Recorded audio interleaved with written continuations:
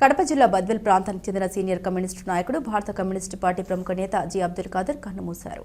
వయోభారంతో పాటు అనారోగ్య సమస్యలతో బాధపడుతున్న ఆయన ఈరోజు తుదిశ్వాస విడిచారు.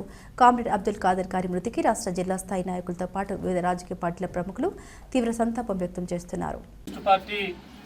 కడప జిల్లా సీనియర్ నాయకులు తొలితరం కమ్యూనిస్టు ఉద్యమంలో మమేకమై ఈ జిల్లా ఉద్యమంలో అనేక మందిని నిర్మాణంలో ఇముడ్చి విద్యార్థి యువజన రంగాలను రైతు సంఘాలను అనేక సంఘాలను ఏర్పాటు చేసి వ్యవసాయ కార్మిక సంఘం రాష్ట్ర ఉపాధ్యక్షుడిగా ఉంటూ ఈ కడపతో పాటు మన బద్వేలు ప్రాంతంలో ఉద్యమ నిర్మాతలు ఒకరైనటువంటి కామ్రేడ్ అబ్దుల్ ఖాదర్ గారు ఈరోజు చీకట్లో మరణించడం చాలా బాధాకరం. మన పార్టీకి చాలా తీవ్రమైనటువంటి లోటు.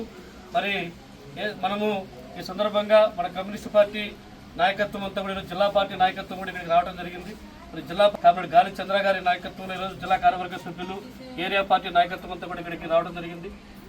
ఆయన అంతిమయాత్ర కూడా పూర్తి అయిపోతున్న కూడా మనం ఇక్కడ ఉండాలని తెలియజేస్తూ మొదటగా ఈ యొక్క సందర్భంగా 2 నిమిషాల పాటు మౌనం పాటించవలసిందిగా కోరుతా ఉన్నాను.